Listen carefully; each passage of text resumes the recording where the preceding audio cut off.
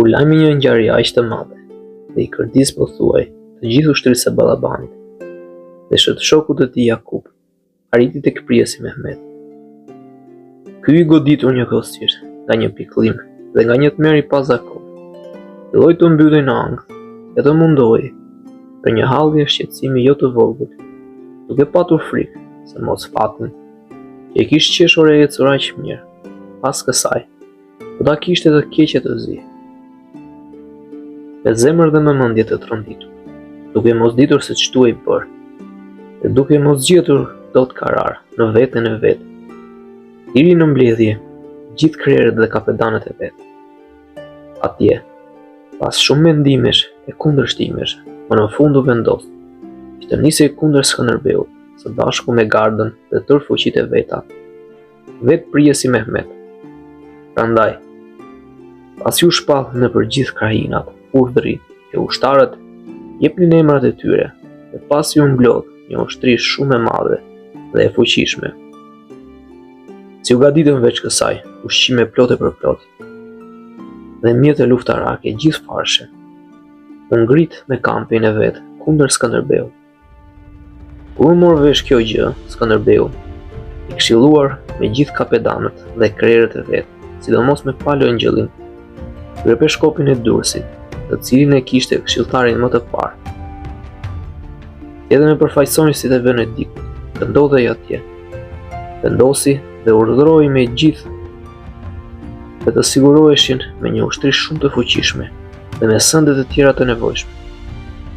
Para së gjithash në qytetin e Krujës, e cila është shtylla dhe koka e gjithë mbretërisë, dhe nga e cila pareshin gjithë të tjerët, të vijë një ushtri trime dhe besnike dhe një komandant i urtë dhe shumë i mençur. Pasi Skënderbeu mbaroi të forcuari gjithë kështjellat e veta, dhe veçanërisht qytetin e Krujës, u vendosi një rojë shumë të fuqishme, si prej arbërish dhe epiriotësh, si prej italianësh, në kryet e të cilëve vuri italianin Valdesar Perdukën, burr trime besnik, filluan të vinin fluturimi, letra dhe lajme zhurmonjëse nga të gjitha anët, se prijesi Mehmet bashkë me 200.000 ushtar do të vinte së shpejti për të rrethuar Krujon. Se pararëndësit e tij dhe kalorësia me armatim të lehtë kishin ardhur tani më. Këta bile edhe u lëshuan pastaj, pas pak kundër Epirit, dhe duke bredhur për 2 ditë sa ande e këndej, dhe për gjithë vendin, shkretuan kudo me zjarre hetë, kurse natën që erdhi pas, pothuaj gjatë rojës së dytë, i dënjën për qarkë dhe rrethuan në formë kurore vetë qytetin e Krujës. Për rrethimin e kësaj kishte ardhur me 80.000 kalorës, nga më të zgjedhurit. Ballaban Badera, komandanti Mehmetit, i cili pasi nguloi e forcoi kampin, përleshti çdo ditë me kurtanët që shpërthenin nga qyteti, në betejë e ndeshje të ndryshme të shpeshta. Ndërkohë erdhi pranë qytetit me fuqitë e tjera dhe me gaditjen e vet të shënuar vetë prijesi Mehmet, i cili në fillim, sipas zakonit, i kërkoi qytetin prej qytetësve me kushte. Por në vend të përgjigjes, patja i apritën me predha, me përdredhore dhe me lloje të tjera armësh, dhe pastaj, duke dalë me njëherë nga qyteti, edhe u përleshën me armikun dhe i shkaktuan atij e kërdi jo të vogël, si arritën kështu nga ana e vet fitoren, kthyen në qytet shën e verë, duke sjell me vete shumë e shumë kokë prej armiqve të vrarë. I zemëruar nga kjo, prijesi Mehmet dha urdhër që të bëheshin gati e të ngriheshin sa më shumë përdredhore, edhe ktheheshin kundër qytetasve. Ai kishte sjell me vete metale për të derdhur përdredhore të çdo lloji, që të rënonte e të shëshonte krejt qytetin dhe muret e tij. Veç kësaj, ai kishte sjell edhe mjeshtër shumë të rrahur në çdo punë të luftës. Por kapedani pa shoq dhe i ndritur Skënderbeu, cili ishte në fushë me forca dhe ushtri të fuqishme, e sulmonte ndërkohë çdo ditë kampin e Mehmetit, edhe nuk e linte në asnjë çast të qetë. Ai lëshoi pa pushim mbi të, e mosynte, e sulmonte, dhe si ndonjë porrua që zbret nga malet pas shirave të mëdha dhe përmbysjeve dhe e rëmben çdo gjë me vete, shkëmbë e rënon, po ashtu edhe Skënderbeu. E shohej pa prerë mbi kampin turk her pas here. E trondiste atë kudo. I shkaktonte armikut vrasje, kërdi, dëm dhe humbje shumë të mëdha. Prandaj Mehmeti, duke parë se çdo ditë po posonte një kërdi dhe një mjerim aq të madh, dhe se s'kishte asnjë shpresë për të bërë zot i qytetit. Sepse Kruja, jo vetëm që nuk mund të pushonte lehtë, por as të rrethoi. Vendosi të largohej prej andej dhe të kthehej në Bizant, pra ku kishte ardhur, por duke menduar se po të largohej me aq turp, pa bërë gjë, pa dhënë ndonjë provë trimërie, por të përmendur kundër Skënderbeut. Do të ishte për të një njollë dhe poshtërim jo i vogël. Vendosi të vinte në krye të ushtrisë Ballabanin, të cilin i urdhëroi të qëndronte me 23.000 ushtar të zgjedhur për rrethimin e Krujës.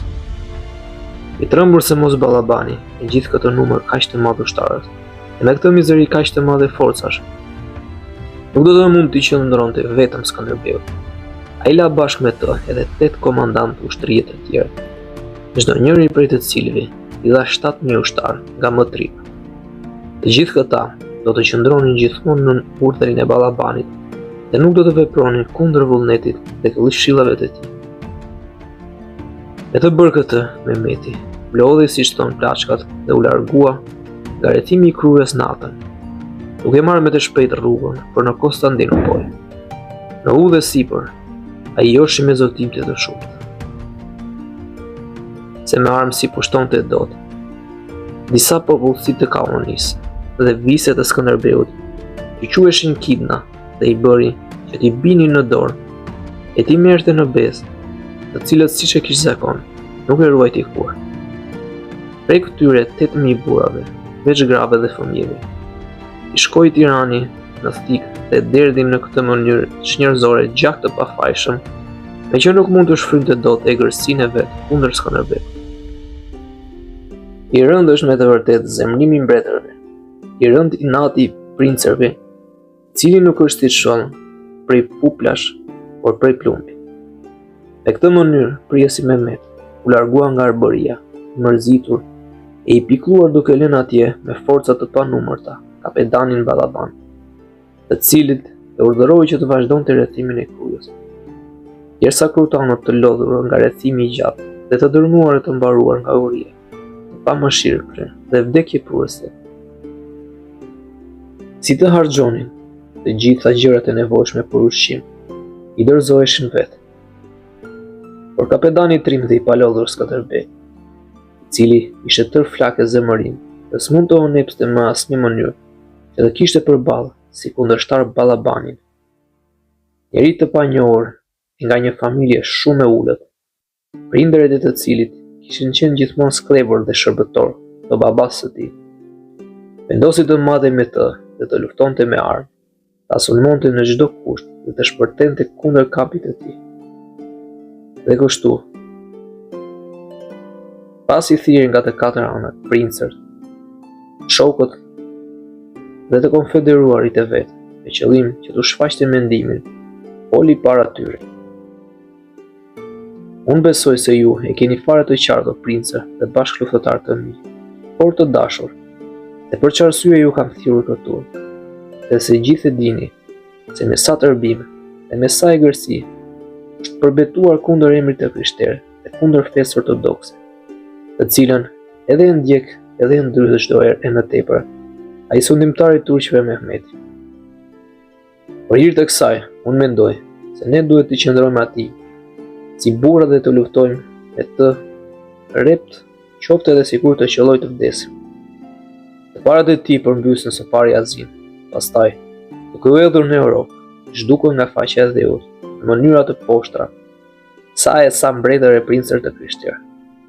Ky përkundrazi duke ndjekur gjurmat e tyre, pasi ktheu, si i thon fjalës kiçat, kundër nesh, si mbeturin të parëve të vetë, përpiqet të vjellë tërbimin e të zhduk krejt emrin tonë. Ky Mehmeti, shumë i egër, i cili, si për ndonjë fati, është bërë për mua një armik pothuaj i përhershëm, por vatet me forcën e fuqinë më të madhe, të më zhduk krejt mua dhe tërë mbretërinë time.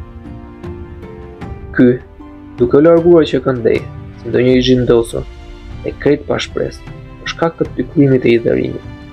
Pas sulmit që bëri para pak kohë, të ushtrin e vet, kundër meje, dhe që si doli ashtu siç e priste. Vrau dhe zhduku me hekur 8.000 bura nga të pa zënë gratë dhe fëmijët, bura që i ranë në dorë duke i zënë besë fjalës së tij, apo më mirë pa besisë së tij. Ta po të ishin gjallë, dhe ti kisha unë tani, e siguri që nuk do të ishte as pak nevoja të lypja ndihmën e tjetër kund.